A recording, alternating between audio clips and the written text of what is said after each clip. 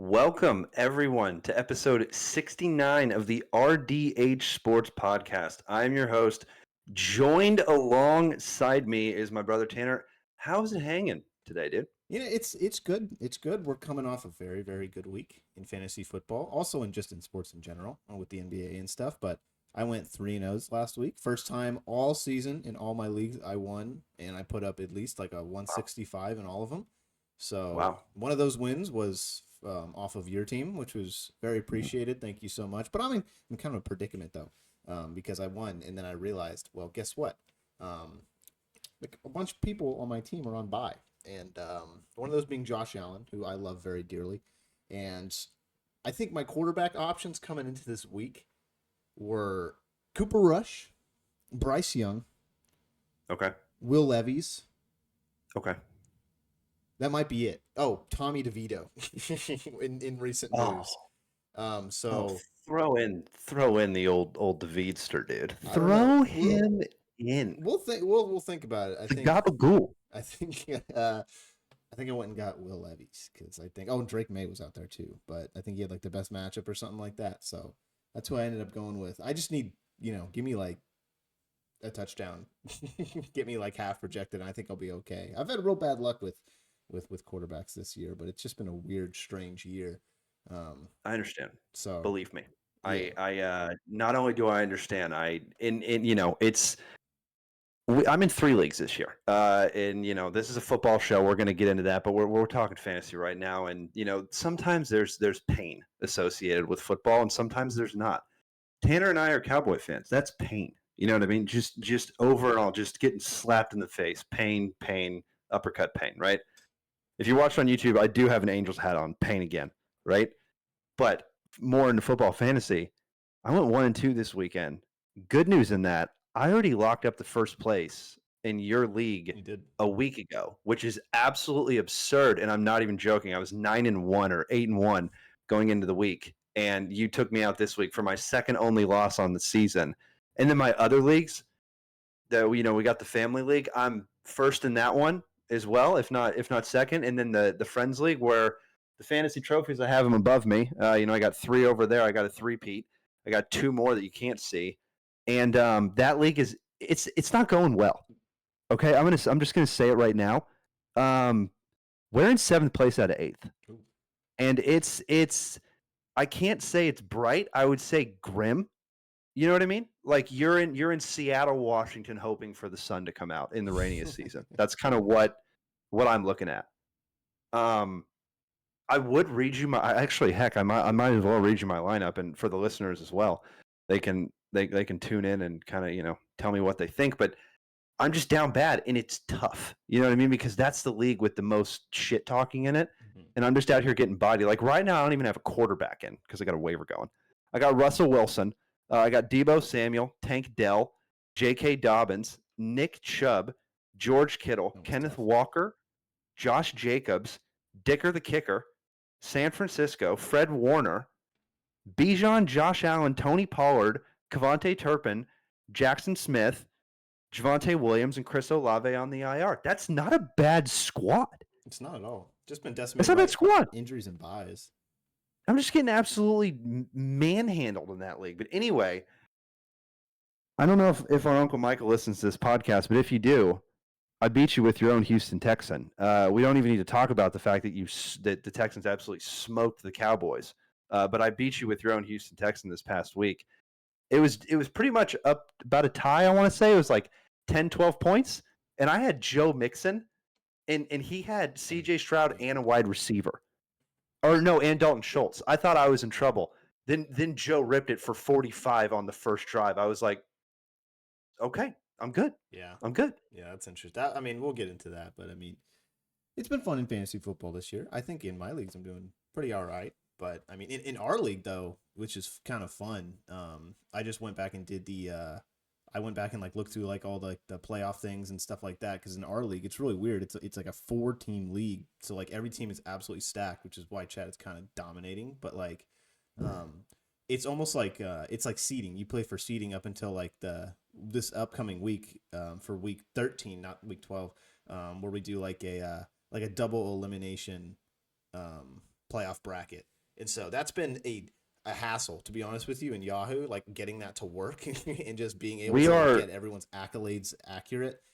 we are degenerate fantasy football players at this point. Degenerate, okay? And you it's didn't really say weird. 40, you said 40. It's 40 people because we're that good at fantasy football. It's definitely not a 4-person league. It's got to be at least, a 40 piece, Yeah, definitely 40 people. No, it's 40. But and it's good Can though. you imagine? It's 5 weeks of playoffs straight, and it's really cool. I think we haven't done it yet, but I think it's going to be just a bracket enthusiasts wet dream because it's 5 weeks of straight playoffs and matchups and buys and stuff like that. So we cooked it up over here, and we got some good stuff coming. So let me know if you need a playoff bracket because I got you. Because Yahoo's system just stinks for some reason. I hate Yahoo Fantasy, but everything else about it There I you go. like except the playoffs. I just don't.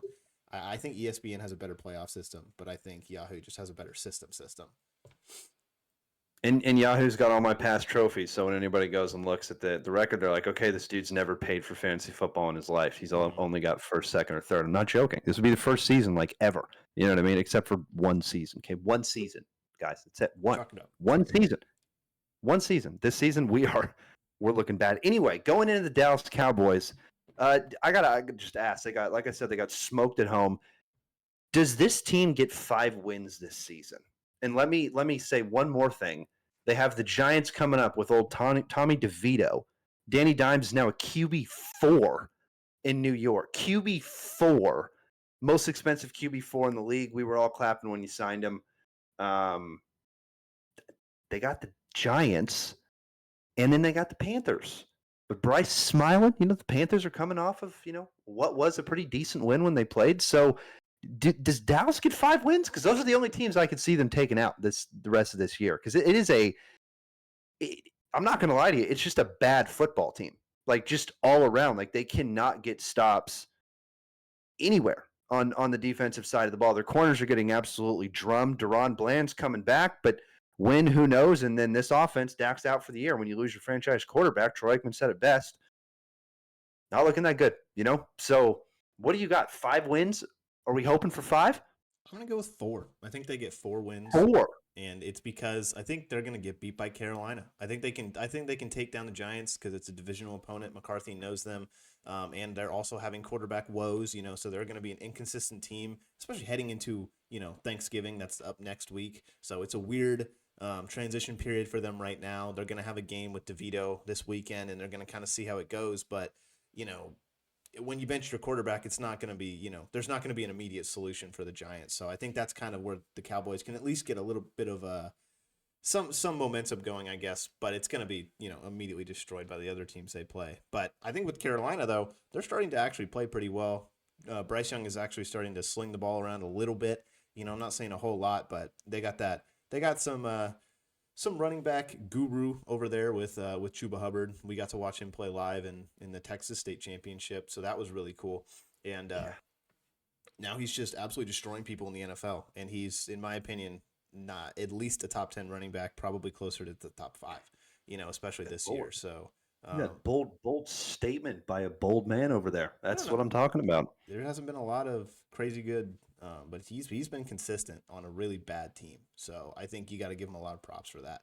So I think, and what's Dallas's biggest weakness, and what has been their biggest weakness for the past, I don't know, however many years, is run defense. Boom, you go out there. You just said it at the beginning of this episode with Joe Mixon how much they just ran the ball. That's all they did. They threw the ball, of course, but C.J. Stroud, Bryce Young, obviously C.J.'s a little bit better, but on a night that he didn't have like a crazy ton of success, you can't tell me that Bryce Young can't replicate that same game script and get him a win with Chuba Hubbard going for however much he goes for. So yeah, I think Carolina's going to be an L at this point because Dallas just doesn't have any offense. It's definitely a different situation with Houston's defense as opposed to Carolina's defense, but that's going to be the matchup for that week. So I'll go 4. I think 4 wins pretty easily. Okay, so you got 4. So for this next part, we're not going to review the game because they suck. We reviewed the whole thing. We just did it. We're going to go over some contracts. We're going to talk about some offseason contracts here. Realistically, Tanner and I are going to talk about the Cowboys. This segment for us, we're not holding anything back. Okay, we don't necessarily do it anyway when we talk about the Cowboys, but I'm gonna start out by just being just 100% upfront with you. We're not cutting Dak. We're not cutting CD. That's not happening. My first question to you is Trayvon Diggs. You know, What about him? what do you think there? I don't think I'm ready to jump ship yet.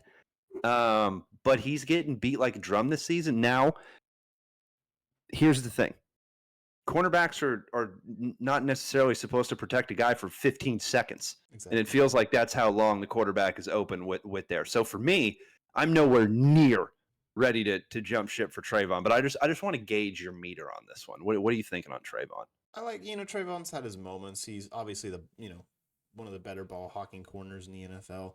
Led the league in interceptions not too long ago with like 11 or something like that, which is just absurd. So I think he continue and let him continue to grow and let him play because he hasn't played corner for all that long. All things considered, like I think he switched over to corner when he went to Bama, for a couple years. So he's only had, I don't know, realistically, not that much time as compared to like a lot of these other guys in the NFL at corner. And he's got, like I said, great hands too. So the technique, he's getting better, I think, every single season. But this one's kind of a wash. He doesn't have Deron Bland on the other side of him. The pass rush is basically non-existent. Now it's a little bit better now that Mike is back, but you don't have any pass rushers. You don't have any other help in the secondary. Pretty much, Malik Hooker's been hit or miss. They really haven't done a whole lot in the secondary with Donovan Wilson either. So I think Defense been horrible. it's just been a bad year in general for the defense. So Horrible.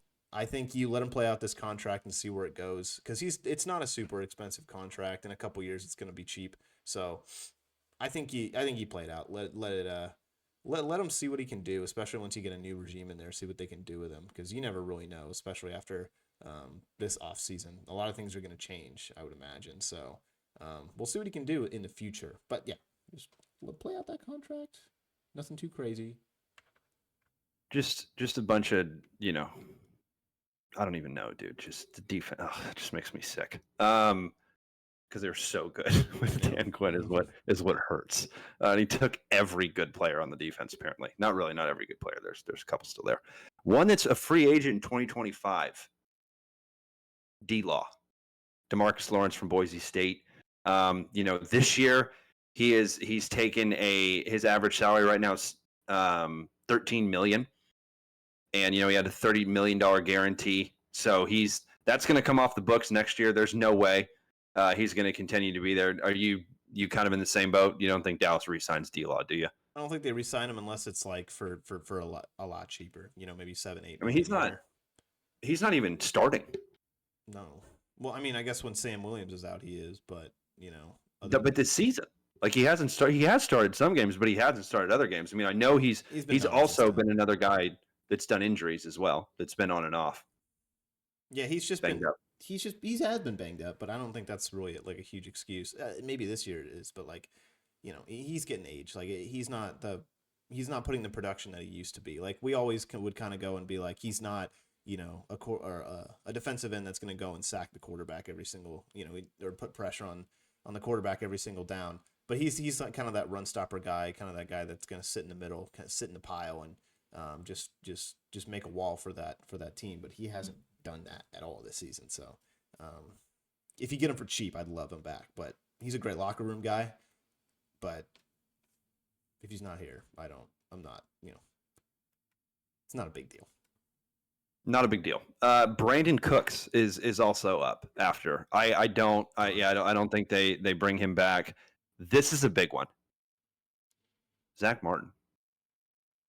Zach has decreased his play. I'm not saying by a whole lot, but he has decreased like in just longevity and just in the quality of play that he has over the course of this season. Again, you can say it's the injuries and stuff like that, but I think you bring him back. He's an all-time Cowboy. Jerry pays the guys. He's been the cornerstone on that. Well, I guess not technically a cornerstone, but kind of like a middle stone, on that offensive line for so many years. And I think he's just a veteran guy that's going to help get those younger guys like, with Tyler Guyton, and these younger, newer guys with Tyler Smith. Just, he's getting them going. I think he needs to stick around. Hopefully, they can get him for cheap. But he is, when he's playing at his peak, one of the best guards in the NFL, if not the best guard in the NFL. So you have to bring him back. You've got a big one. You've got Trey Lance. I know that he signed it in 2021 and it's up in 2024. But you've got a $34 million contract value there. You're paying him 8.5, which is absurd for a third string quarterback. And he had the guarantee at signing, just an unbelievable amount as well there. But that's a guy that I think, you see what happens the rest of this season with Cooper Rush. You kind of just rotate both those guys, in my opinion. And I think Cooper starts the game, and then, depending upon what happens there. I mean, when you get just CeeDee Lamb last game. I mean, you watch that simple throw that was behind him, and he threw his arms up like, what the hell are we doing? And like, he's like so animated on the sidelines, and everyone's like, I can't believe people are doing that. And I'm like, we grew up with Dez, and then before that it was Michael Irvin. It's like we've been used to this as Cowboy fans. I think he plays with passion, and I'm all for it. And also, if the ball would have been in front of him, you never know what CD is going to be able to do when he has the ball in his hands in open space. He was open. What do you think Trey Lance is? I mean, I don't really think we can answer that one yet. You know what I mean? I think we need to see this season. I don't think there's any way that he comes back on anything crazy. I don't think he's going to ask for anything crazy, but I don't know. That's a guy that couldn't even beat out Cooper Rush. You have Malik Hooker, who recently signed a contract, so he's going to be there. That's a base of $7 million. You've got Donovan Wilson, who's here till 2025, who also has a base of right around $7 million. What do you think about Dono and Malik Hooker? I don't know, man. That's tough for me because you can't let them go. It's tough because they've been in this not this system, but they've been Cowboys for a while, so they're putting a lot of effort to the team, like they're dedicated to the culture, whatever it is in Dallas, But under Dan Quinn, those guys were absolute, like they were great safeties. They were making impacts on the field.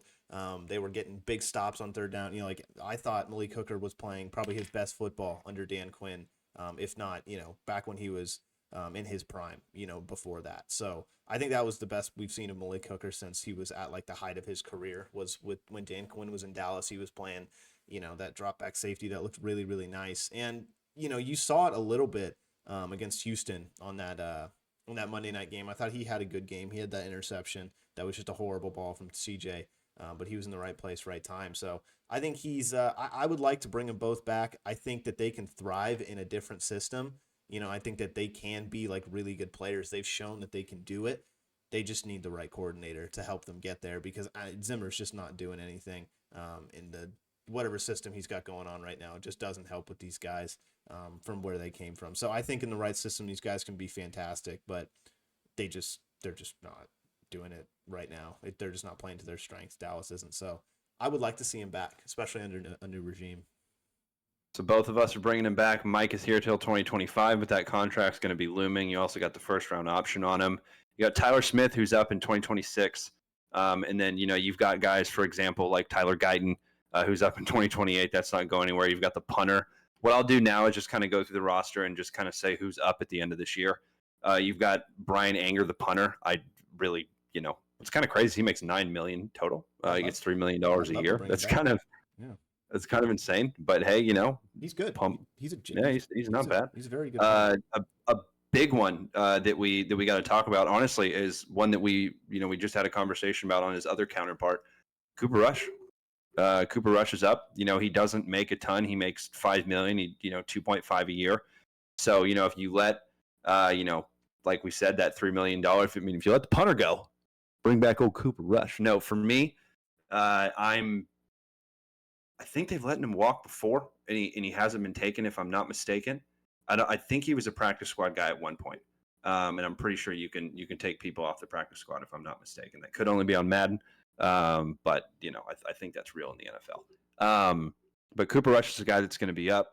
He's 29, and then another guy that's going to be up that I'm going to bring this with you is Oso Digizua, and that's a guy that I think is going to ask for something because other than this year and everybody in that system has not played well, he has shown a little bit bright every now and then this season. So he can even pull some stuff from this season. So what do you think about those two guys? It's kind of been like the MO of his career. It's kind of been like the overarching like storyline of him being in the NFL. Like you've seen, like remember that rookie season? Everyone was like, "Oh my God, Odigizua is going to be like the next like pass rushing defensive tackle that's going to take the league by storm."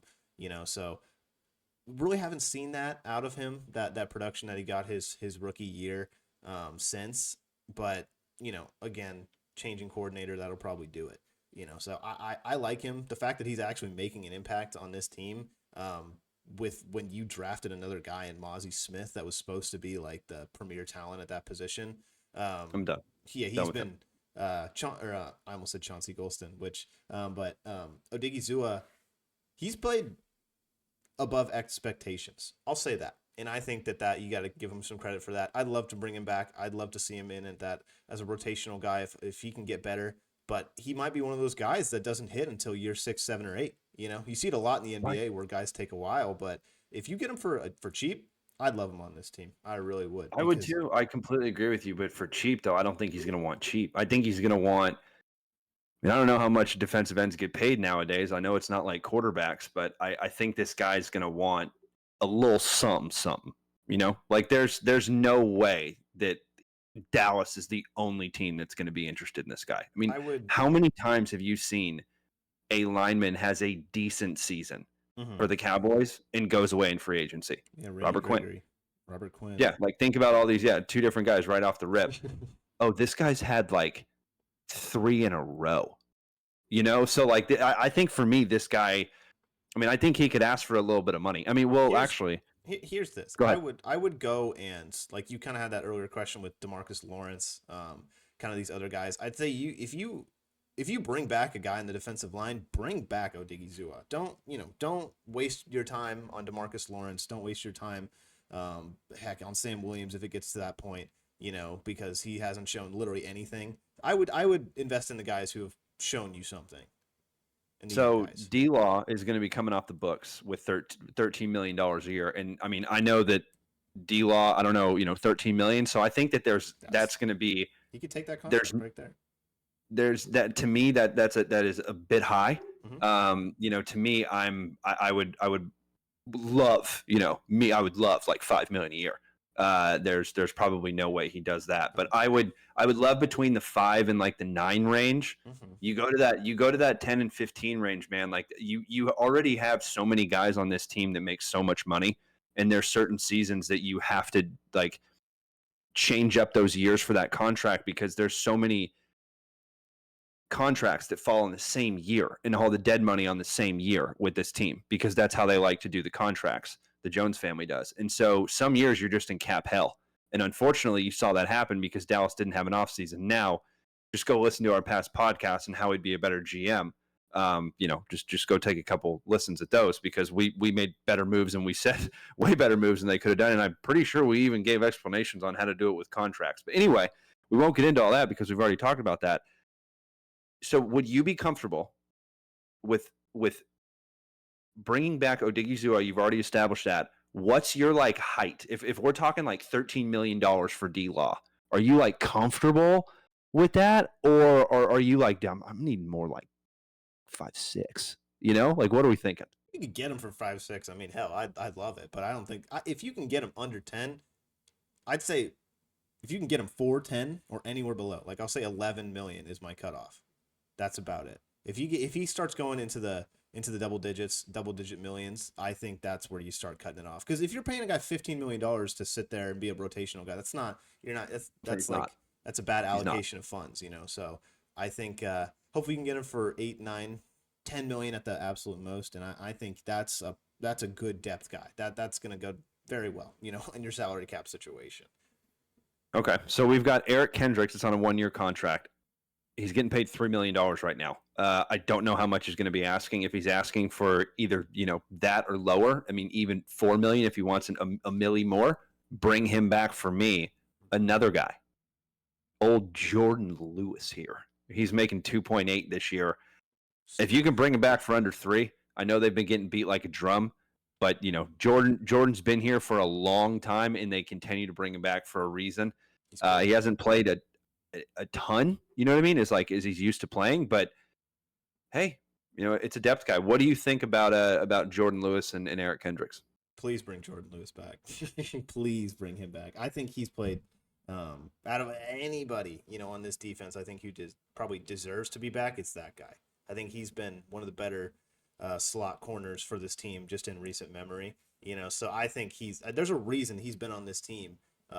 He might be the longest tenured cornerback that they have on this team because he was playing with like Anthony Brown, and those guys. So I think you bring him back. I think he's played fantastically in the slot, and if he can, play at the level that we saw him back in 2018, around that time, I think that he's fantastic. He brings so much energy, so much depth to this team too, at in the slot and just that nickel spot in general. Because I think he is he's good. I think he deserves a lot more than $2 to $3 million, to be honest with you. I think he's probably upwards toward 5, 6, maybe even upwards toward 9 or 10 million. Just in the value that he brings to the team. So the fact that they're even getting him for that little is amazing. So if you can bring him back, give him a couple extra $1 million, I think that contract is not too crazy. As long as he's getting more money over as he's going through the NFL. So in Dan Quinn's system, I thought he was great. Thought he was genuinely a great corner. But And we need to get you the Jordan Lewis fan cap for this episode. That's your guy right now. You're a Jordan Lewis guy. I didn't know you were so much of a Jordan Lewis guy. I honestly thought you were going to be like, let him go. You can't tell me that you don't remember in the stadium, and I think it was 2018 when they were playing the Saints, like that 10-13 game, picks off Drew Brees at the end of the game. That was him, game-winning interception. I don't know. Maybe it's just my nostalgia hitting, but I thought that he's played pretty well over his career in Dallas. I don't see a reason to get rid of him, especially when you have corners that can't cover. So he's the one guy that can. And you have so many needs that you're going to have to, go with the draft and free agency and all that stuff. Mm-hmm. Here's a big one. Kevontae Turpin. Bring him back. Bring him back. You saw what he did against the Texans single-handedly. He's a speedster, and he can break one at any point during the season on a kickoff or punt return. He's fantastic. You bring him back every single time. Zeke, bye-bye. Bye. That's really pretty much it. Rico Dowdle. Can we transition Zeke into a fullback? I've been asking this for the past 3 years, and they just haven't been doing it. He's not a great running back anymore. Let's just face the facts. Can he be a fullback? He can block. He's a big guy.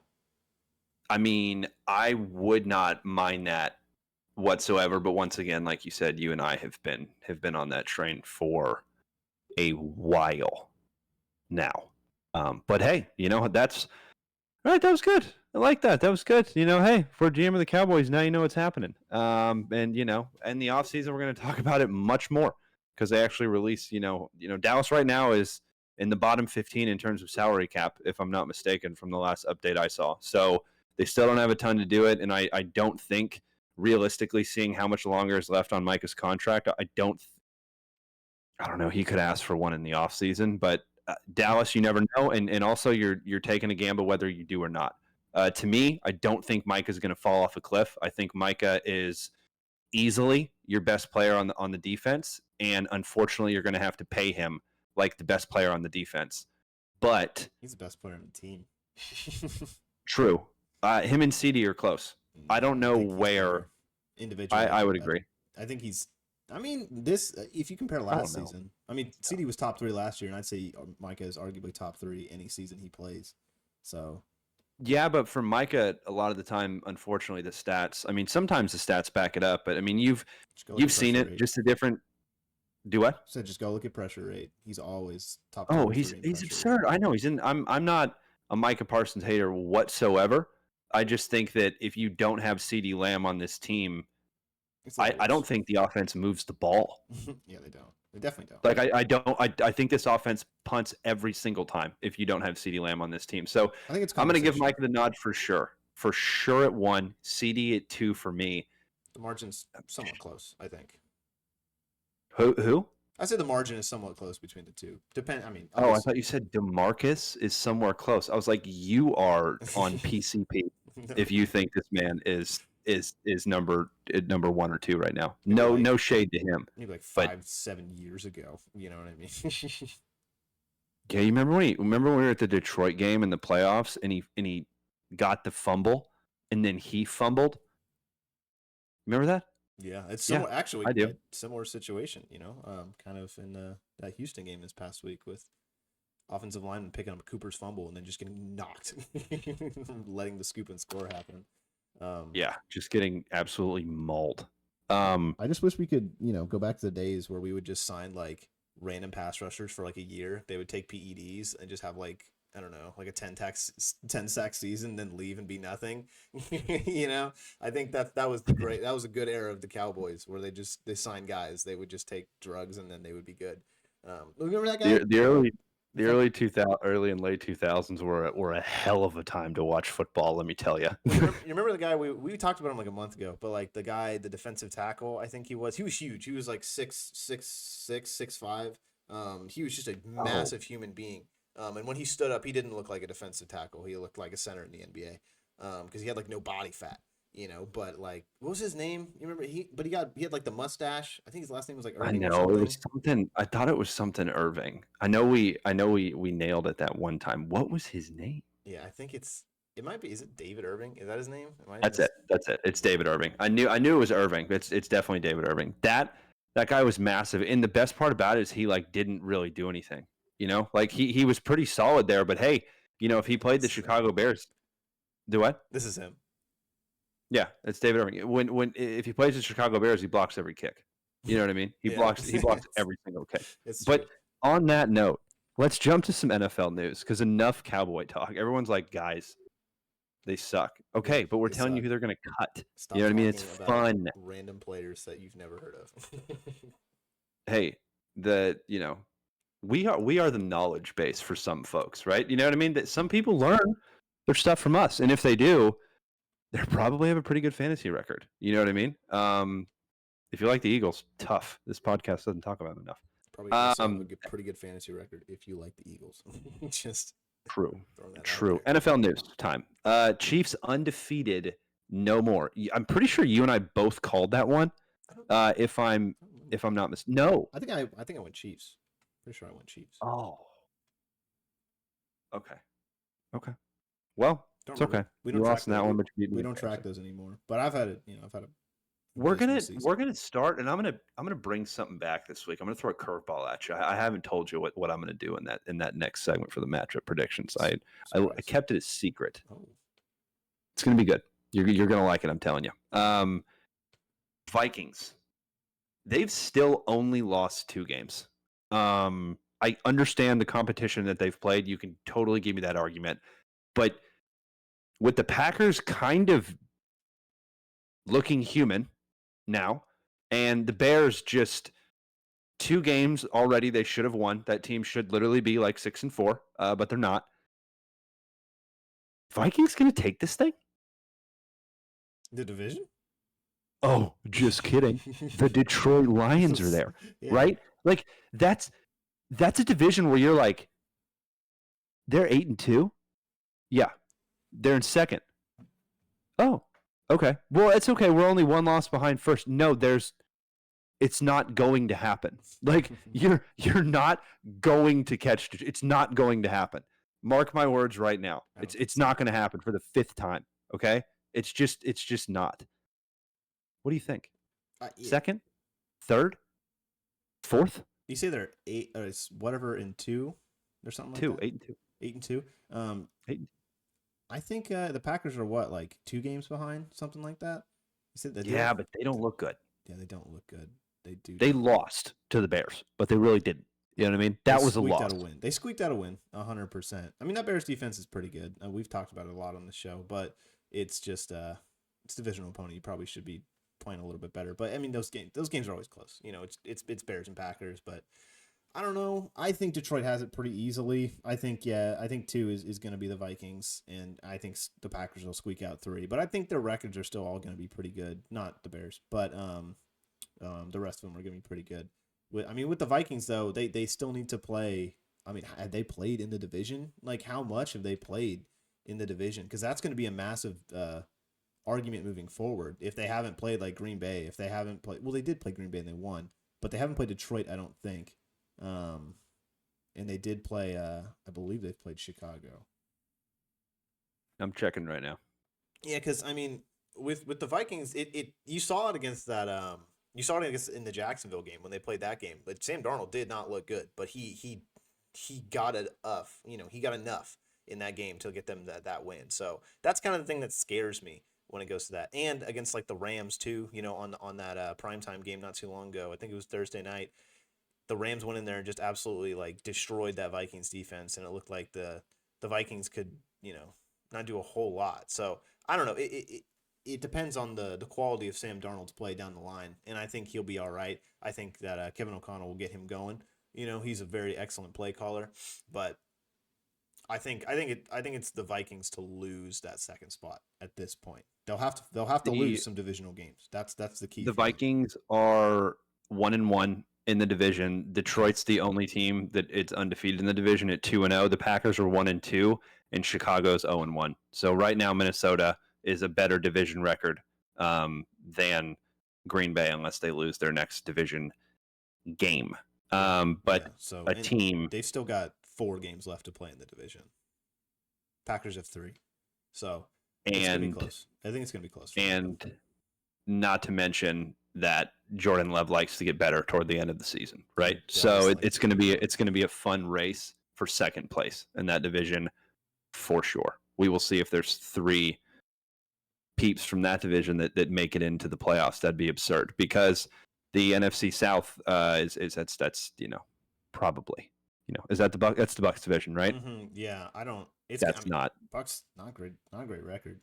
That whole division right now kind of fell off of a cliff these last like 3-4 games. They've all come down to life. But a team that has not, the Lions, another 50 piece. The Goffens. Dude, they're the Goffens. They're the number 1 seed in the NFC. I think, just in general, they have to be. Who's going to take it? Probably Minnesota. Yeah, but you can't. Yeah, it's not gonna. I mean, I guess Philly could go in. They're what, like 8-2, something like that. Yeah, but you taking the Lions? Or you taking Philly? Taking the Lions, but like, thank God. Whew. I'm taking the Lions, but I mean, Philly's not a bad team either. Not bad at all. But Lions are on another level right now. 100%. But I'm just saying, through the course of the season, you never know. Like the Lions, Jared Goff threw 5 interceptions and somehow won, and that's like not the first time he's done it either. So. Maybe they're just, they got some magic around them, but they continuously get better throughout the season, kind of like you said with Jordan Love, because they have that dominant running game, because they can rely on Montgomery and Jahmyr Gibbs. They just hand the ball off in December, and they win football games. That's just how that works. So they're built to last through the season. So I think they get that number 1 pick pretty easily. But I think Philly's right on their tail, man. I think that Philly gets number 2, absolute. No, they get 2. They get 2, 100%, because the other 2 divisions aren't anywhere close to Philly. So I think it's Detroit 1, Philly 2. I think that they're not locked in yet, but that's where it looks like things are going. And tune in next week for updated division standings. We're going to look at that next week. We're not going to look at it this week because we went deep on the contracts for the Cowboys this week, but we're gonna look at that next week. It's on the notes, but let's let it go one more week because I got one more question to ask. I know you don't want to answer it because they're playing your Browns this Thursday. But how freaking good are these Steelers? Russ did not play like vintage Russ last game, and they still got that dub against a, pretty good team over there. Pretty good. Yeah, I said it before the week. I said Lamar Jackson struggles against Pittsburgh, and that called it. I still picked Baltimore to win because I gotta, I'm putting some respect on Lamar's season, but Mike Tomlin knows how to play in this division, man. He knows Baltimore. He knows these teams. So you got to give a lot of respect for this man because he's just, year in and year out, he's getting above 500. He's always putting his team in a position to succeed. And talk about the absolute balls on this man, going from Justin Fields with like a 4-2 record, who's playing pretty well, to go and put in Russell Wilson, who has not lost, I don't think, since starting. So this is an L against the Browns. It's 'Cause going you to be said an L. that. It's going to be an L. You did But that. I You saw. did that. I know. I Yep. know. The Browns stink. Jameis not playing too great. At least he can see. That's pretty nice. And at least he's throwing like 45 times a game. That's pretty cool. I love that.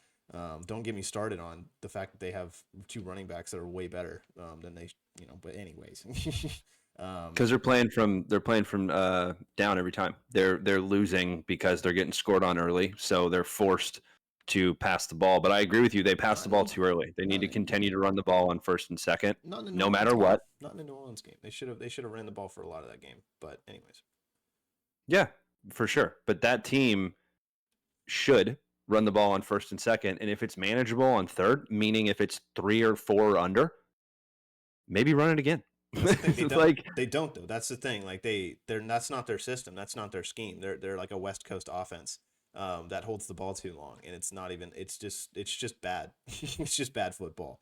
So they don't run the ball. It's just not a thing that happens with one of the best defensive lines in the league last year. Got a lot of injuries, but still they still got a little bit of pedigree, I would assume. So I don't know, it's a shit show down there, and they just don't really know how to play call.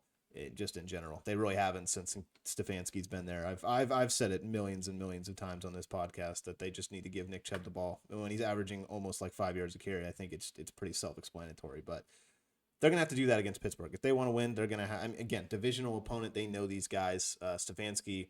It's not that he doesn't like play like horribly bad against or he doesn't call horribly bad games against the Steelers. I think they're usually pretty close, actually. But the Steelers usually do edge it out in the very end, just because Cleveland's not able to get that production because of that Pittsburgh defense. But Mike Tomlin doesn't have a very good record Thursday night in divisional games. I did see that. That was a stat that I saw coming out of ESPN.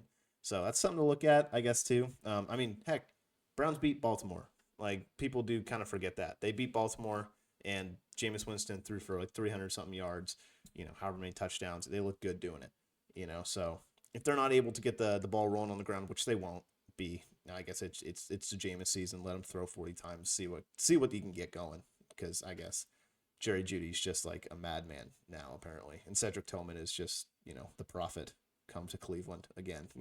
I don't know. They're gonna get destroyed, but I think that they make it a little closer than people are thinking. well, that goes right into the matchup preview section. So we have got your pick for the Thursday night game. There, you're going Steelers. I'm not going to lie to you. It's not even a thought in my head Yeah. to go Cleveland. You kind of said it for what I was saying earlier. Like, I think this team just needs to completely change and run the ball a whole lot more. And you've been saying that for every single podcast. So, hey, I get it. You've got a nice piece in Jerry Jeudy, but maybe throw it to him 10 times a game and not like 20. You know what I mean? Not saying he deserves to lose targets, but at the same time, when you got the guys in the backfield you mentioned, you can't not give it to him. And I got Nick Chubb on my fantasy team. I stowed him away. Like, come on, make me look like a decent pick here. You know what I mean? Make it look like I know what I'm doing sometimes. He's stunk it up. He really has this year, and it's been because of injury woes. Cautionary,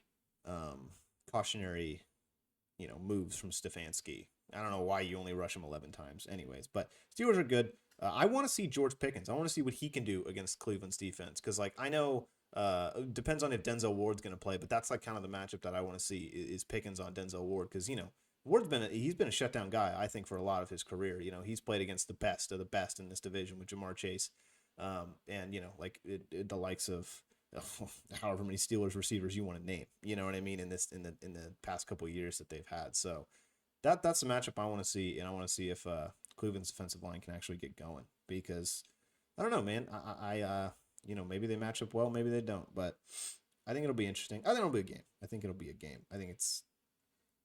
Don't count them out. Don't count them out. Count them out, but don't count them out too much. It's a game that I probably will totally put on the big screen and watch for sure. It's an iPad game. You know what I mean? That's the small TV game. Sunday, this is another small TV game. We got the Cowboys and the Commanders. This one hurts This one's gonna be bad, to pick against. This one hurts. Play every Commander, especially in the division. But who do you take it away? Who do you got? Oh, actually, wait, hold on. I messed up. I forgot the whole damn segment. Now I just remembered it. Anyway, got it here. Okay, ready? You technically picked that game first. So what we're going to do from now on in the season we're going to just go each other off of picks, but you get to go first this week. Next week I get to go first. And that's how we'll arrange games. And all we're going to be doing is keeping it like whoever's plus. If you get, we have 5 games here this week. If you win 3 of them, Tanner plus 3. That's all we're doing. And we just see what happens at the end of the season. See what I'm saying? That works. Are we going to include Simple? Are we going to include Easy. non-NFL games like college football playoffs and stuff like that? Absolutely. We're not chumps. You know what I mean? We're absolutely going to do that. We're going to keep it going. And we do actually, for me, I'm not going to lie to you. I don't know if we're going to expand to other sports, but we will think about it. And the next matchup, like I was saying, Cowboys Commanders. My turn to pick now. Mm-hmm. Okay? My turn. I get this game, right? It's Commanders. Kind of rude. I guess it's not that rude, but it's Commanders. I know you would pick them too. I know you'd pick them too, right? But it's the Commanders, and you got the Steelers. I got the Commanders. Now, got the Cardinals and the Seahawks, and you get to pick this one. Look, Geno did a walk-off. He did. Tutty. That was last week against the 49ers. That was awesome. Does he bring the magic back, or does Kyler just walk around and eat pizza with everybody in this city? You know what I mean? What happens here? That kid, by the way, is a legend. The fact that he had no clue who he was, it was just he's like, yeah, I knew something was going on with the cameras. I'm like, shout out to you. That kid's a legend. That's an absolute legend. He didn't even skip a beat either. Like he knew there was something going on. He was just like, yeah, it's pretty good pizza. He's like, I just thought it was like a pizza review kind of thing, Wasn't it in New York, right? I think so, yeah, because he's probably used to that. You know what I mean? In New York, you're probably used to that stuff. It's like you walk around in LA, you see everyone with they're just filming themselves. You're like, okay, yeah, it's taking the sights. Everyone's just filming themselves. Yeah, not only did he meet a professional football player, he met a professional Call of Duty player, which is kind of cool. So kudos to that guy. Kyler's been destroying since Black Ops 6 has come out. You brought up a point right now. Look, Kyler, I'm sorry. I've said on this podcast before that it correlates to the video games. You know what I mean? We did a comparison with stats on this podcast in the video game. But hey, look, I'm a gamer too, man. If you look at my hours on PlayStation, it is ridiculous. It'll make you sick. But to gamers, it's an elite status. You know what I mean? You got 4 platinums. No big deal. There you go. Yeah. This one's hard. It's really hard. I don't know because Cardinals are rolling. You can't deny that. Cardinals are rolling. They've been playing well pretty much against anyone that they're playing against. I think Marvin Harrison Jr. is going to be a star in this league. He's just going to get him some time to get going still. And their running back. How am I forgetting his name? Are you talking about the for the Cardinals? Commanders? No, come on, Cardinals. Oh, the Cardinals. You're talking about James Conner. I was like, wait, did you bring it back? No. James Conner is an absolute beast. Like he's just. We said it a couple times in the past couple of weeks, but he's just been revitalized. Maybe not quite revitalized like Joe Mixon in Houston, but I think James Conner is just that offensive line is blocking extraordinarily well, and I think James Conner has been the number one benefactor of that. So I'm gonna go Cardinals here. I'm gonna go Cardinals here, because they're actually winning the division right now. Dicey. That's dicey. This is a coin flip. Genuinely, this game is a coin flip because I think both teams are playing really well. I mean, you could say Seattle hasn't been, but with their win against the Niners, I think that puts them in playing well status. So I think both teams coming into this game this is a big game, big expectations. Both teams want to win. Who is at home? Actually, now that I think about it. It's a great question. I will check, but I think Seattle's at home, looking at the bottom bar. Okay, there you go. It doesn't give me a whole lot of confidence though for Arizona. But I mean, Seattle's not played very well at home this year. I'm gonna go Arizona. You keep it on them? I'm not confident though. But I will go Arizona, even though I think Seattle could absolutely take this game. It could be a Kenneth Walker game coming on. We haven't seen him in a while. I feel Kenneth Walker game just cemented in this. So I'll go Cardinals against my best wishes. Well, since we're doing, this new segment and everything, we got to pick an even number of games each week. We each got to pick the same number of games. So I'm gonna go ahead and add one here that we were talking about prior to the pod because there was so many good matchups. The 49ers and the Packers. And the 49ers right now are in must-win mode. And the Packers are sitting there. If they want to compete for second in that division, they are actually, I think, the Packers are 1 win behind the Vikings. They're not 2 wins behind. They are 7-3. The Vikings are 8-2. So, dang, this is a lot closer. So that's one game. It is 1 game behind. And if you think about it, if they beat Minnesota, they then have a 2-2 division record. And then the Minnesota Vikings have an 0-2. Right, hold on. Let me double check that. I thought Minnesota was. No, they've won. Didn't you? I think Minnesota might be. Didn't you say they were? Okay, no. Minnesota's 1-1. Green Bay's 1-2. So if Green Bay wins, they go to 2-2. Then Minnesota would go to 1-2 and would have to win the next matchup in the division to even get the same division record as them, 2-2. So obviously, division games are massive. It's gonna be massive, but that's absurd. That matchup's gonna be disgusting whenever it does happen for the second time. But so you're picking this game, right? I'm picking this one. This is a must-win 49ers team. I'm going to go out on a limb here. I'm going to go 49ers. Really? I'm going 49ers in this one. I am confidence level sub 50. But I'm going 49ers here because they need to win. They know each other. This team needs to win. And look, man, I get, that they're 7-3 and you critique certain things with quarterbacks, but Jordan Love, that injury's more. It's got to be more because I have not seen him since he's come in the league. It hasn't been a ton. He just usually doesn't miss these passes that he's missing sometimes. I was talking about it with my good friend Zach, who's a massive Eagles fan and went to the Cowboys and Houston game this past weekend, was in Dallas, said he thought it was going to be a closer game. I was like, yeah, well, we used to have season tickets and now we don't for a reason. I'm going to go 49ers here. I'm not confident, but I'm going to do it. Now we're on to the next game. I think this one's pretty easy for you. The Eagles and the Rams. I got Eagles. They're insane, dude. Saquon is right now looking like the best running back in the NFL. I think Derrick Henry is obviously the king. You can't take the crown off his head quite yet, but Saquon is doing a whole lot. He's got his own providence. He's building up his own kingdom over there in Philadelphia. He's looking like the Duke of Philly. I like that. But the Duke of Philly. The Duke of Philly. I ride with that. They got their whole team's healthy. Their whole team, knock on wood, but they are one of the healthiest teams in the league. And when that team has AJ Brown, Devontae Smith, they are a championship team. They can make Super Bowls. We saw them do it.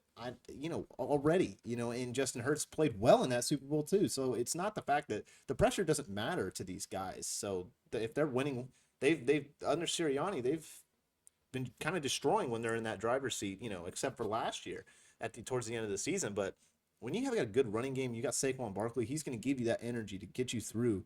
The games that they didn't do last year, that they didn't, down the stretch that they couldn't win last year because it was just. It was a struggle for sure, but Saquon has just been out of this world this year. He's jumping over guys backwards, and it looks like he's probably going to go jump over the Rams backwards again. It's going to be a higher scoring game, though. I think you'll see probably maybe 20s to 30s in terms of each team score. Cooper Kupp, Puka Nacua, they've been on one it's the same situation, same story for them when they have those two guys on the field, that they're just a better offense, just so much better. But obviously I think Philly edges them out towards the end, but it's going to be a fun matchup. This is an NFC battle, and this is probably a playoff matchup just that you're going to see, over there in January, because these two teams are probably, I think the Rams could absolutely make the playoffs, and I think that, Philly being a top seed will probably play the Rams or if someone, very similar in record. So this is a matchup of things to come. I think Philly gets it this time, man. You can't pick against them. They're too good. They're too good right now. They destroyed the Commanders. So they did indeed. Monday night we've got the Ravens versus the Chargers, and this one's mine. I don't think that the Ravens are gonna drop 2 in a row. So I'm gonna go Ravens here. But the Chargers, I think this is going to be a very close game. I do think this game's going to be close. I think that Herbert's looked a lot better. I think J.K. Dobbins is in contention for comeback player of the year. I think that there's so many things that Harbaugh is doing well, and it's its first year within the team, and this team has not. Well, this team's gotten off to hot starts, and this team's had pretty solid starts throughout their time in Los Angeles. But this right now, this team looks above and beyond what I've seen there. So I think that just the coaching of Harbaugh alone is very good and definitely an upside for this team. But I mean, it's Harbaugh versus Harbaugh. Like, this is going to be an awesome, freaking awesome game. You know what I mean? It's so fun watching those two go at it. But I'm taking Ravens. I'm going to take them because I don't think MVP Lamar is going to go ahead and drop that one. So I've got the Ravens on that one. Now moving over to college football, we've got your squad. This will not technically. I mean, your squad's realistically A&M because we went to school there. But the number 2 squad for you, the Ohio State Buckeyes. They are playing number 5 Indiana this weekend. Who do you have? Ohio State or Indiana? Number 2 versus number 5. I'm going Ohio State by multiple scores. I just Wow. I don't think I like Indiana. I do. I like what Signetti's doing over there. I think he's been fantastic, but I think that Ohio State's at home. It's going to be, it's Big Ten football, and that's what I think Ohio State knows this team at least. I just maybe it won't be by multiple scores, but Ohio State they need this win. This is a massive win, especially for college football playoffs. Like if they lose to Indiana, which I don't know if a lot of people are expecting them to do, that's bad. That's pretty bad, especially for Big Ten championship kind of what's the word? Like later on down the line, it's gonna matter. Because there would be a 2-loss team at that point, and then Indiana would jump into that number 2 spot for the Big Ten. So I don't even think Ohio State would make it to the Big Ten championship game if they lost against Indiana this week. Obviously, Indiana would have to lose again, but for them to make it. So no, I think this is closer to a must-win. I think for Ohio State rather than not. No, it absolutely is. So I think you got to keep that momentum rolling, and I think you gotta get those guys involved. You got to get Ibuka involved. You got to get all your stars involved. I think you run it down their throat and play to your strength at home, man. Because it's just you have to win this game if you're Ohio State. Because if you don't, it's out of your hands. And I don't know the last time I could say Ohio State didn't have a chance to make the playoffs within their reach. A game that they can control within their own destiny. So. No, I got Ohio State, and I got it again. I'll put it by multiple scores for sure. Well, it's going to be the best game of college football this weekend for sure. Reviewing the new updated rankings is going to go 1 through 5. We've got Oregon at number 1, undefeated. Ohio State at number 2 this weekend. Like you said, it's big. University of Texas sitting here at number 3, 1-loss team. Penn State sitting there, 1-loss team, and then you have Indiana sitting there at no losses, 10-0. I mean, you have 4 teams in the Big Ten that are in the top 5, and one of them, Oregon's undefeated, and the other one's undefeated in Indiana. So Ohio State and Penn State can't lose another game the rest of the season, literally. It's not saying they couldn't make it in the college football playoff. They still might make it at like 11 or 12, but you never know what's going to happen. You have so many teams that we're about to get into that if they fall, then the cards could play right. But at this point, Oregon's sitting there at number 1. Even if they get a loss, I still think they make the playoff. Easy. Ohio State, Texas, Penn State are all sitting there at 1 loss. Even if they get a loss, I probably still make the playoff. They probably just move down there a little bit. They probably do. It gets a little dicey, I will admit, towards the end of the year. You never know. So you don't want to be in that spot. You don't. Luckily, they've expanded it though. It's not like it's 2 or it's 4 teams like it used to be. It's like 12 now that you have to make. There's so many teams that can go in.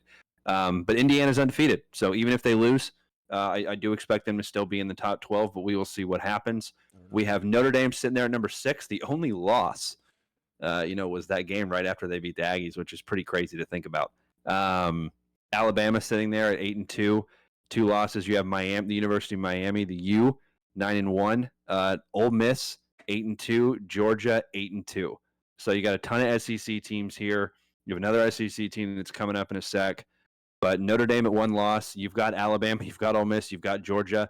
A lot of those teams in the SEC have played each other, but they still have other teams in the SEC that have to play. So it's getting dicey toward the end of the season. Not to mention the SEC championship is on the line for a lot of these teams, and if one of these teams loses, it's very bad, and it could be huge college football playoff implications, and you most likely won't get there, especially if you're Ole Miss or Georgia with those. I mean, hell, if you're any of those teams, because they all have 2 losses, it's going to be very tough for you. What do you think about? I mean, Notre Dame sitting there at 9-1. You know, you can argue about the schedule, but what do you think about that? I think it's good. I mean, they've played really well. I think they've clawed their way back pretty much after that, early L, like you were saying earlier in the season too. So it's not like impossible, which is really cool with this new playoff system. Like you can have 2 losses, and heck, if you're an SEC school, you might even have 3 losses and potentially make it too. With how these guys are, grading this this college football playoffs, how these guys are, putting the rankings up nowadays. They just, it's interesting, but. I like Notre Dame. I think that they have a shot to they're in the independent spot, right, too. So they're going to take that spot out of any spot that they would take. So yeah, they have big game I think this weekend against it's one of the military schools, isn't it? Maybe I think or Army, whichever one's still ranked. But anyway, They'll look. I think they'll make the playoffs, and I think probably with somewhat of ease, at this point. It is. It's Army 19. I also think Navy might still be. I don't know if they're still ranked, but they were ranked. But yeah, Army's 19 and still undefeated, which we're literally going to get here in a couple seconds. But Navy that's going to be a big one this week. That's a good call. Yeah, that is a good call there.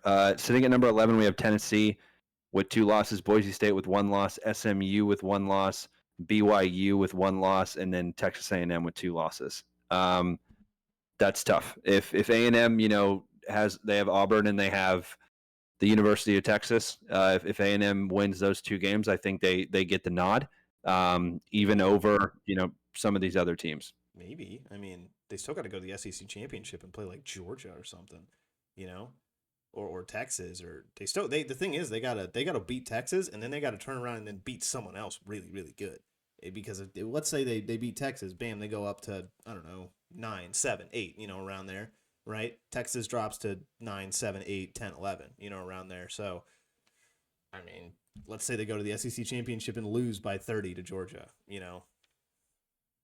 boom, that's out of the question for me. Yeah, I mean, definitely, you definitely have that other game, that championship game that's going to, I mean, happen because you would take UT's spot because they would already lose. They would have already lost to Georgia, but that depends on who you're playing. You know what I mean? It depends. You could play a number of teams in that championship game. It seems like at this point. So who knows what's going to happen toward the end of the season? We only have we have 2 games left, but that's a big leap to say that A&M has it against Auburn and has it against the University of Texas, because I mean, the University of Texas is a top 3 ranked team in the country, and Auburn is never easy, and they love to destroy seasons. Tennessee has fallen, because they have that second loss. Boise State, everyone knows what they're going to do. They're just going to ride their running back Jaunty, and if you have a very good defensive line, a team, like an SEC front, it's going to be fun to watch in the college football playoffs. I really hope that would be a matchup that we get to see early on, because I don't necessarily think that Boise State's going to go too deep. Mm-hmm. And then you have SMU, BYU. Those are teams that have surprised me 100%. BYU got that loss, so they've dropped all the way down to 14 now. But SMU is a team that's hanging around in the ACC, and then like we said, we've got A&M right there. So you got anything on 11 through 15, or should I move to 16 through 20? Yeah, not too much. I think the SMU BYU debacle is a little weird. But overall, I just don't like the way that they look at these games, because some of those matchups are via like strength of schedule, kind of. That's like their reasoning for putting other teams in front, and some of them are matchup based. So they kind of take liberties whenever they can. It seems like in these playoff rankings, it's just like, oh, this team is better than this team. Why? Because we said so. That's kind of why. And they have different reasoning kind of for each matchup too. It's not like one precedent, like, oh, if you beat this team earlier in the season, like with BYU and SMU, this team's going to be in front. No, it doesn't. It doesn't matter, especially when they're next to each other. I don't know. It's kind of weird. We talked about it a little bit on the podcast previously, but I don't think anyone's crying over SMU and BYU being a spot away from each other. So, I mean, it is what it is. Both teams have an in into the playoffs if they can. I guess they just got to win. I mean, they're close. I mean, they're on that range right now. They're the first and second team out of the playoff. Well, because with A&M. Who's leading in the Big 12 right now? Because it's those two guys, right? I'm pretty sure amongst everyone else. I mean, yeah, the Big 12. You have BYU. Well, no, you have BYU and you have Colorado. That's right, with Colorado. BYU, and that's the next team. It's sitting there at 16. You have BYU at 9-1, like we just said. Then you have Colorado at 8-2, and then you have Arizona State at 8-2, and then you have Iowa State at 8-2. And BYU plays Arizona State this weekend too, and Arizona State's to number 21. So that's another win that they can rattle off and get it, a little bit higher on that standing too. So it's nowhere, by any stretch of the means over for BYU and Colorado. So it'll be interesting, especially with Colorado like right on BYU's heels too. So I'm curious to see how that ends up. I mean, you said Colorado has no shot, but they're at 16. So we'll see what happens with them. If they make the championship game and then win it, they're in. It doesn't matter what your record is. That's true. I mean, hey, they've got a lot, to finish out the season. And you're right, the way that they started the season and the losses that they've had, and even the wins that they've had, a couple of them should have been losses. So yeah, I mean, for me, I wouldn't necessarily say that, I don't think that they've turned it around, because they definitely have. But what they've done is they've just leaned on their playmakers. Mm-hmm. Like it's pretty simple. They just keep the ball in Shedor's hands and let Shedor do what he wants. And then Travis Hunter is an unbelievable top 5 pick. Mm-hmm. I don't know where Shedor's going, because I don't know where I would rank him in the quarterbacks yet. I need to do a deep dive on the quarterbacks. Cleveland. But what's going on? Cleveland. Cleveland. Yeah, give me Believeland. Bring it in to Believeland. What if he goes to the Cowboys? Deion said he'll be the next head coach of the Cowboys if they draft Shedeur. They could just go full, high school, college, NFL. If Dak didn't sign a massive deal, I'd be down. I was about to say you're looking at a big problem there with Dak Prescott. So I'm going to shut that one down just with that, because I saw that Michael Irvin said it, and of course it's going to make news if it's the Cowboys and if it's Michael Irvin saying it. And yeah, Michael, I think anybody would probably take the Cowboys job. I said you mean Deion? No, I'm saying Michael Irvin was the one that said that. Oh, he was saying about Deion Sanders, and that's kind of where the information came from. He says, I have it on like very good authority that he would play for the Cowboys. Like if they draft his son, like, okay, I don't know. Like this is like I get that, but at the same time, that's what happens when you take over an organization. Like I don't understand why everybody's freaking out. Like, you think a coach goes into an organization and doesn't change that roster? Like, what? He's already done it. I don't know. Look at everywhere he's gone. That roster has completely changed. For me, I don't want that, because the fact that you have to draft his son, to me, tells me that you're tied to his son. Mm-hmm. And unfortunately, if Shedeur is not the collegiate player he is in the NFL, I'm not saying he won't be, but you never know.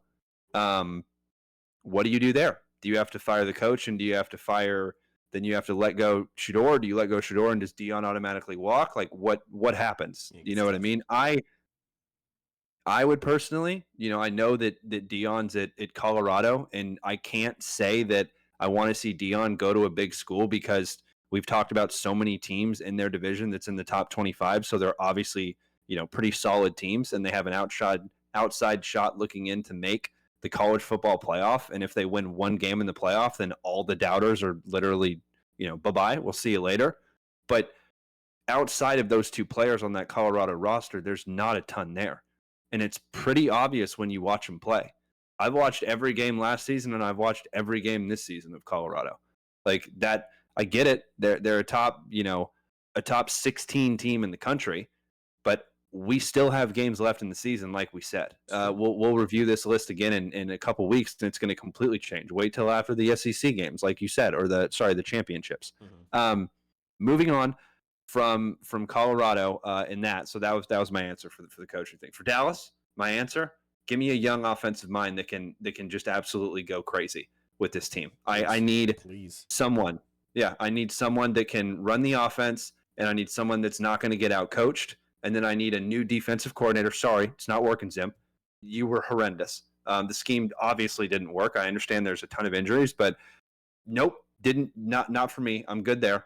So I want more. I want more there too, and I want this young guy to bring in whatever he has. Because unfortunately, me, I was a guy last season for the Dallas Cowboys that I wanted a veteran coach like a Bill Belichick. I knew that was never going to happen because Jerry Jones is never going to let that happen. He's not going to give up control because Belichick wanted to be the GM as well as the head coach.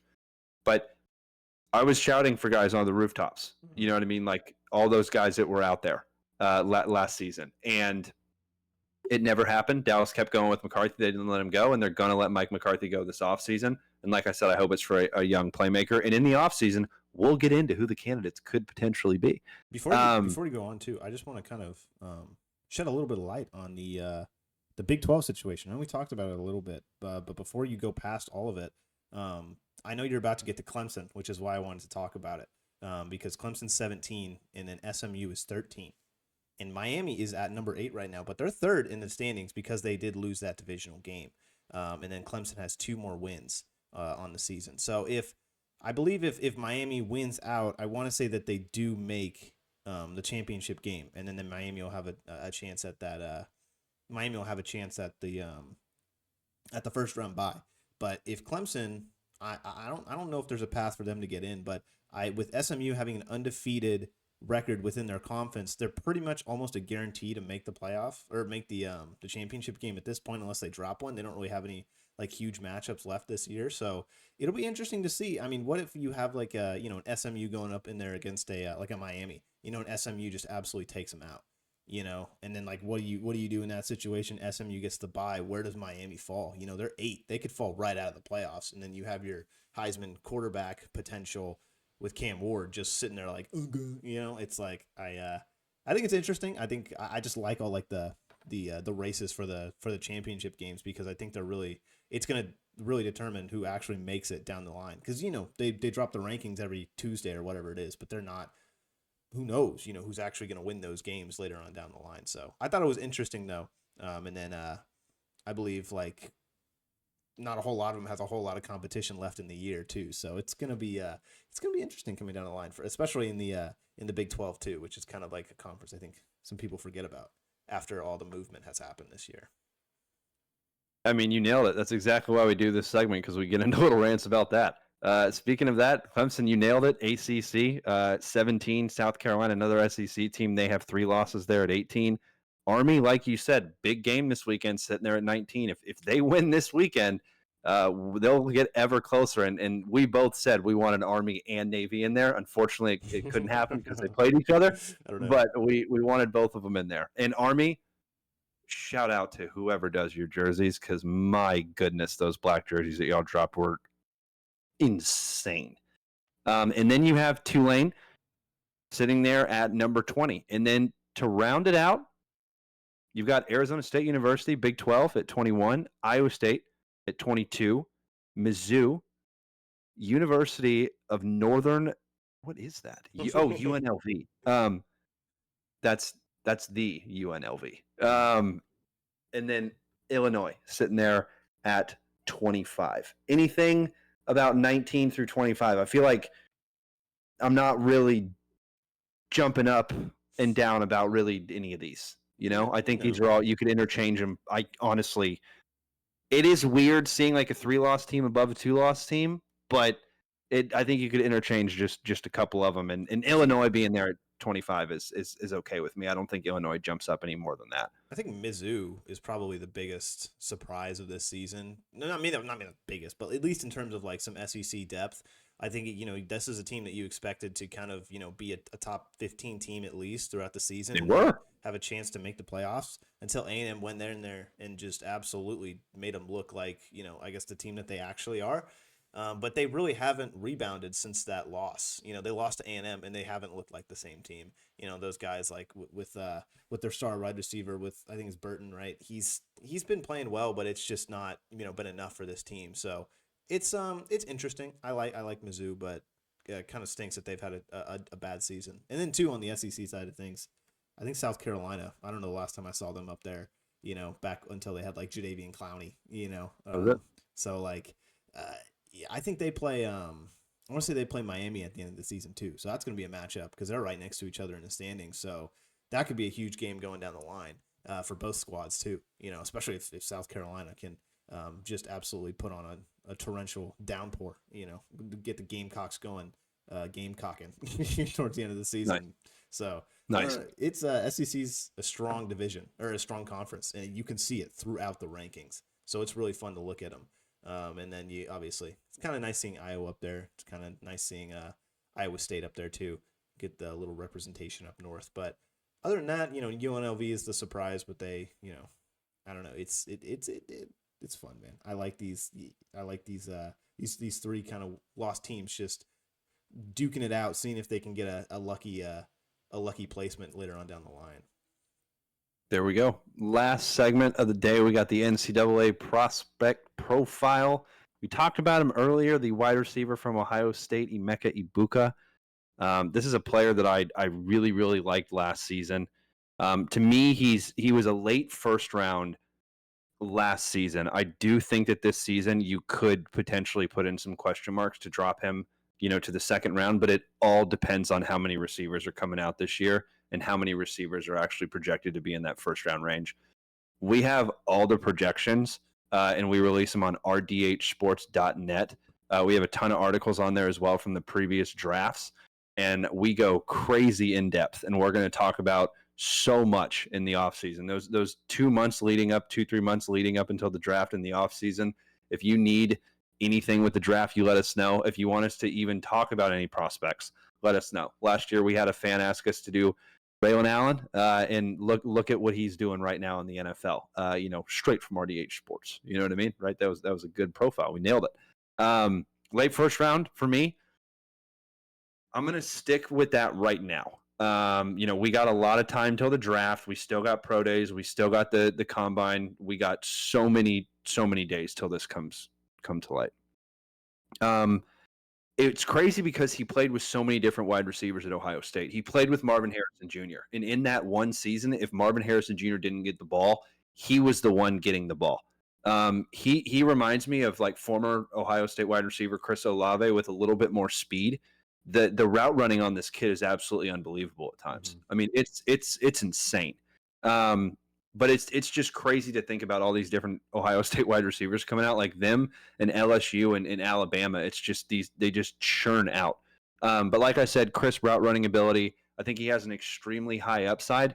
I could see him also being a wide receiver number one, probably toward the later half of his second season, depending upon where he actually goes. If he goes in the first round, if it's later in the first round, that's not a bad team. So, if this is a guy that somehow falls to the Chiefs, the Bills, like the Ravens, one of those teams, even the Bengals now. I mean, there's so many teams that need receivers, that lost receivers. And what happens when you have two receivers as opposed to just one receiver. If you have one great receiver and one, okay and decent receiver and then a slot, it's looking kind of like the Dallas Cowboys. Mm-hmm. You know what I mean? But when you have a good receiving, if you have a great receiver and then a really good receiver right after that and a decent slot, then the drop off is not as much from 1 and 2 as it is from 2 and 3. So it's big. Wide receiver 1 in this league is big, and wide receiver 2 in this league is vastly important. And this kid absolutely could be that without a doubt in my mind. It's just the consistency. Because why is it there's so much inconsistent tape? Well, Jaden Daniels goes to the NFL and says, who cares? Right? So it depends on what year you value of his tape the most. Because last year, I think his tape was better the previous year. So, and this year it hasn't held up as well from what I've seen. But hey, I would still absolutely take a chance. This kid, I've been watching him for 3 years now. I would take a chance on him at the end of the first round. But hey, I think you got one more. Yeah, man. I mean, I like this kid a lot. He plays for a team I watch a decent amount too. I think. Oh yeah. It's your Buckeyes. What am I doing? I know. I was kind of What am I doing? a Trying to little get out of here. My bad. Go ahead. Take the floor. bit surprised if you're still listening. I think he's talented. You know, I think um, he's when you have, I think you hit it right on the nail right on the head. When you have guys like, you know, Jeremiah Smith, Marvin Harrison Jr., these guys that are just, you know, Chris Olave, like these historic wide receivers, and he got to play with, you know, Marvin Harrison Jr. and now Jeremiah Smith. Like, there's a pedigree for Ohio State receivers that you kind of have to like reach every time you go to that school, and like you know, a standard for those guys, and they just keep churning them out. And I think he's reached that standard, but like you said, it's been inconsistent, and I think that you can attribute that a little bit to those other guys, those clear cut number one guys like Smith and Marvin Harrison Jr. You know, you can give a lot of that lack of production, I think, over to that because, you know, he just doesn't get the ball as much. It's just not, you know, feasible to get Jeremiah Smith, you know, 150 yards and 2 touchdowns, and Abuka, you know, 150 yards and 2 touchdowns. Like, it can happen, but it's not going to happen week in and week out, right? You're not going to go to your number 2 guy every single week. You know, it's kind of similar, another Ohio State guy, kind of with JSN, Jackson Smith and Jigba over there in Seattle, and DK with the obvious number one. When DK is not playing JSN, he's going to get 110 and a touchdown. You know, but when DK comes back, you're still going to involve him, but I don't know how much. You know, it gives you that option. But with Howard, the Ohio State quarterback, I think he does a good job getting them the ball, but I think he gets schemed open a lot.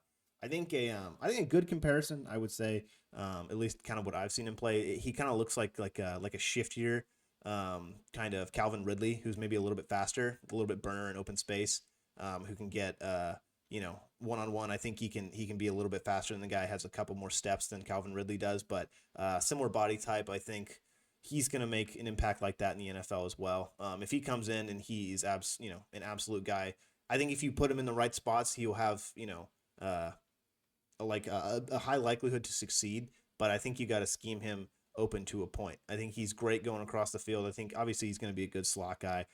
Can you put him on the outside against a bigger defender? Maybe, maybe not. You know, you've seen guys like that come into the NFL where they can, you know, create that difference, create that separation. Obviously, like a Tyreek Hill, you know, again, or a JSN, or, you know, again, a Calvin Ridley, but it doesn't always happen too. And I've seen at points too in the season where he kind of disappears a little bit, and that's where you're talking to your true point, where it comes up to, you know, Jeremiah Smith, the other guys, you know, and with Marvin Harrison Jr. So it does scare me a little bit. I think he has a ton of talent. But I think he has a lot. I think he has really, really good vision on the field. I think he knows where to get in his spots, like the correct time. I know he's really good with Howard and kind of being that second guy. So I think he's going to be an excellent, excellent third down guy in the NFL, and I hope he's a lot more because I think, like you said, his route running ability is fantastic. It's very crisp. So I think you put that on a team, kind of like maybe like the Buffalo Bills, you know, or maybe like maybe a LA Chargers kind of team. And I think he has a lot of success. Or heck, obviously even in a Detroit team where just Ben Johnson is a wizard and can put anyone in any situation. So I think you pair him with a number 1 wide receiver, and he's going to be a threat in the NFL, and he's going to be a clear cut number 2, if not a 1B. You know, in any game he can take over. Again, kind of like that JSN kind of role over there in Seattle. So that's kind of where I see him. I think that, you know, he's got the pedigree. He's got the resume. It's just, can he go out there and do it on Sundays? I think we know he can do it on Saturdays. It's just how much, and that's the scary part about it. So, but I like him a lot, man. And that's the high praise. Mm-hmm. That's the high praise from you on the Ohio State guys. I will make sure to give you 4. And you thought that we were done, but guess what? Guess what? One more. We had UFC 309. Oh my goodness. This past weekend. Okay. This past weekend, we had UFC 309 here. It's going to be quick. Just I did watch, you know, a lot of not the main card, but I'm not going to go into all those. I'm just going to go the three main card fights. We had Bo Nickel against Paul Craig, the American versus the Scot. It was pretty solid fight.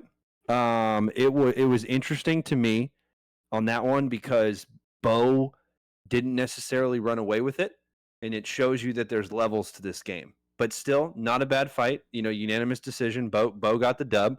You love to see it. He's a wrestler out of Penn State. disgusting wrestler out of Penn State, like the top in the world wrestler out of Penn State. This guy is insane and has not been doing striking for long at all. Like I'm talking sub 5 years. Like this guy is, and he's in the UFC, which is absolutely absurd. When you have a guy that is a seasoned vet, Charles Oliveira against Michael Chandler, and Charles Oliveira gets the unanimous decision as well. Michael Chandler did get a solid body slam on him. That was good when Charles got his back, but pretty much the whole fight was just Charles kind of keeping him out of his range. But Michael, God, he throws hammers. That guy, I haven't watched Michael Chandler fight in a while because if I'm not mistaken, I think this was his first fight in a couple years. He's been just resting. He's unbelievable. He has so much power, and you saw what happened in the 5th round. I mean, he hit Charles hard, and it hurt Charles. The announcers were going crazy. Joe and Dana and John Anik were going nuts, and he hurt him. But Charles, weathered the storm and took him down. And that's what happens when you have a black belt in Brazilian Jiu-Jitsu like Charles Oliveira does, and he just gets on the ground and takes his back. And once you get your back taken, you're just hand fighting the whole time because you're looking to sink in that choke. And if you've given your back up to Charles Oliveira, and it's happened more than once in that fight, you're very, very lucky that you didn't get finished. But hey, solid fight by Michael Chandler, really, really solid. He also has given love to Matt Rempe in the NHL, the New York Rangers, because Matt Rempe just throws absolute bombs when he gets into fights. And Michael Chandler was giving him some love. I saw that on social media. So anytime a UFC guy shouts out the NHL, that's awesome. And then the main event, John Jones versus Stipe Miocic. John Jones. I knew this one was coming. John Bones Jones. This is the guy that is the greatest of all time. He's him and Khabib for me are right there. And then you have Mighty Mouse as well. Demetrius Johnson is up there too. Those guys are just unbelievable. We'll get into that one of these days. That's what we'll do in the off season. I'll rank my UFC guys. That's going to be fun. Oh yeah. But John Jones took care of business and was throwing vicious elbows. I mean, vicious elbows. I mean, this guy was. I couldn't believe that Stipe took a couple of these elbows. Now, it was a knockout, / TKO to end the fight, but Stipe stood in there for a while. He made it till round 3. Stipe's 42 years old. John Jones is now a heavyweight. He comes up, but this was a fight that it was pretty obvious to me from the very beginning. But Stipe has that you can go to sleep in a second power. And he did hit John. He got John a couple times, but John didn't look like it fazed him. And that guy's unbelievable. And he, I think he said he wanted Alex Pereira. And I don't know about that one. I know Alex, it's tough for him to make the weight of his current class. But to me, John, this is a crazy take. Not really, because I think John's one of the greatest of all time. I think if John gets him, when John gets him on the ground, it's over. I mean, it's over. This guy out wrestled Daniel Cormier, who's an Olympic wrestler. Like, I mean, what are we talking about here? John Jones has run through every single prime ever of anybody.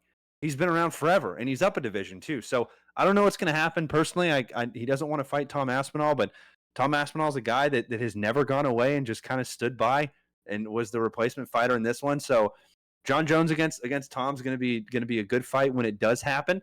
That may be the fight, and then you just maybe you let it go into Alex Pereira, and then you let it go off into the sunset. But you don't know how much John Jones has left, because Dana White said John Jones was the GOAT, and John Jones didn't need to hear that, because now he heard it from the man himself. He's the GOAT. So I don't know. I've watched John his entire career. That's actually one of the fighters that got me into UFC. Before that was like Chuck Liddell was right before that guy, and Randy Couture and all those guys. But dude. Rampage Jackson. Sorry, Randy Couture. Rampage Jackson. That's it for UFC this week, folks. I know we've got some UFC fans, so I wanted to shout out some UFC talk. We've got Peter Yan coming up. I'll talk about that card, but it's unfortunately not as exciting as UFC 309 in the cards we've had. But folks, it was a long episode. And if you're still listening, thanks, Tanner. You know what I mean? All right. See you later, folks. See you later.